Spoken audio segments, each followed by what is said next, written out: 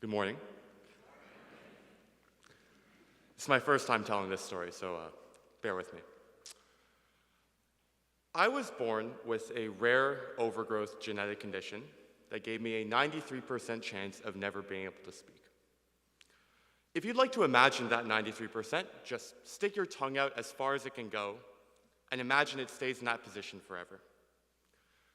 I essentially had 7% odds of being able to eat, drink, and speak normally in my life. Crazy coincidence. See, my birth was fairly complicated. My parents always wanted to try a child. They tried for years, so I decided to arrive very ahead of schedule. You're welcome, Mom. And I was also very big.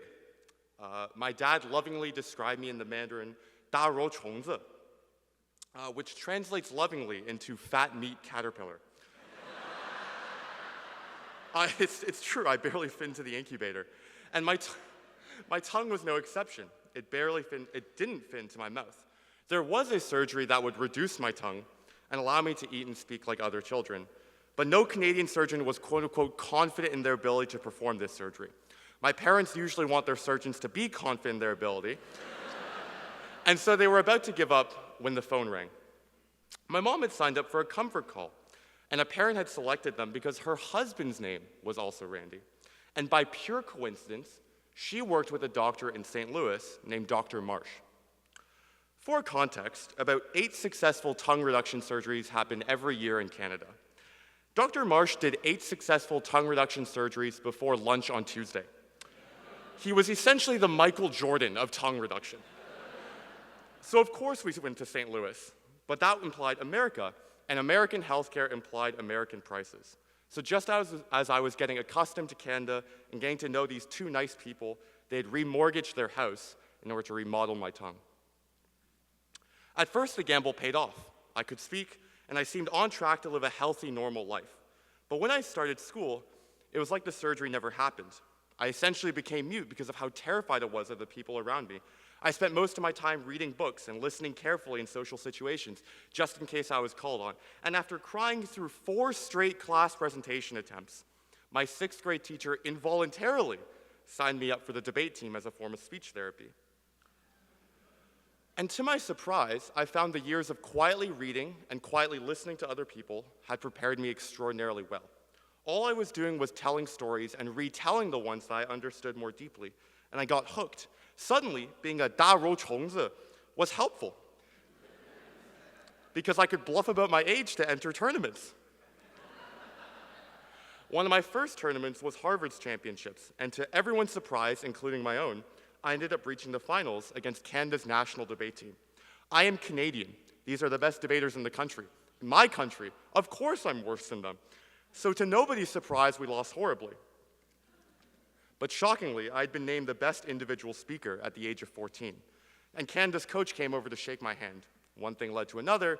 Later that year, I became their youngest national team member. And from there, things exploded. A few months after getting my driver's license, I was part of the team that won the World Championships. I had gone from almost permanent silence to speaking publicly and winning on the international stage. My mom never missed a tournament. She couldn't stop smiling. And I was now a debater who won. I never wanted to be seen again as the silent boy with a broken tongue. I wanted to be the perfect winner, the silver-tongued champion. And I learned over the years, just as I assume many of our politicians are trained to do, how to maximize winning, even at the cost of intellectualism. I began thinking of facts that aligned with my arguments rather than arguments that aligned with the facts. I learned to speak faster against younger opponents because they couldn't process as quickly. I used my reputation to deliver weight behind increasingly hollow talking points. I just saw no other choice. I thought this was what being a winning debater meant. It wasn't about being a better advocate or a better listener. It was about owning the competition. Success was making the other team cry. Success was about confident guesses and Ivy League degrees. Success was a well-worn path to law school. My senior year, my best friend took his life a few days before Halloween. And I had to miss the funeral because I had a debate case the next day. That is still a decision I regret to this day, and I can't speak into words how badly it affected me. And for the first time in 4 years, I decided to take some time off debating. not because I wanted to, but because my school psychiatrist forced me. And after a couple weeks of not going to tournaments, but still listening because I wanted to stay sharp, I realized how meaningless this all was. How meaningless it was that I was a bully and I could convince people of anything and I could pick a side at the drop of a hat. I didn't want to just be an empty, sharp suit. I wanted to be something more. And even though I didn't want to debate anymore, I returned to debating for just a single tournament, our last tournament ever with my partner, the Canadian National Championships. I went back to default settings. We breezed through our first few rounds. A person cried, sorry. And we ended up reaching the finals. And on the day of finals, I woke up with the worst illness I've ever had. My throat essentially became a piece of wood.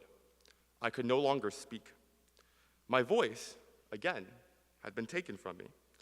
I could no longer shout and assert my way to victory, and I lost my ability to use my tactics. So what could I do? What would I do when the outcomes and the titles didn't matter? Who did I want to be? I still don't know why, but in the finals, it felt more right to listen carefully to our opponents, to acknowledge their best points, and to avoid verbal semantics and complex jargon. And during the round, that felt quite pleasant. But then the award ceremony started, and my heart started pounding. My body physically rejected what I had just done.